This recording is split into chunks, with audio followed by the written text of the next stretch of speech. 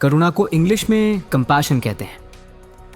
करुणा का मतलब है वह भावना जब किसी दुखी, गरीब या परेशान व्यक्ति को देखकर मन में दया, सहानुभूति और उसकी मदद करने की इच्छा पैदा होती है। आइए इसे कुछ एग्जाम्पल द्वारा समझते हैं। एग्जाम्पल 1, गरीबों के प्रति करुणा रखना अच्छी बात है। 2, घायल पशु को देखकर उसके मन में करुणा जाग उठी।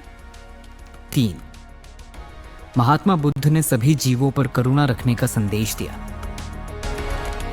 ऐसे ही आप लोग अपना सहयोग बनाए रखिए, क्योंकि दैनिक जीवन में उपयोग होने वाले शब्दों के सरल अर्थ और उनकी सहज व्याख्या हम आगे भी आपके साथ साझा करते रहेंगे। धन्यवाद।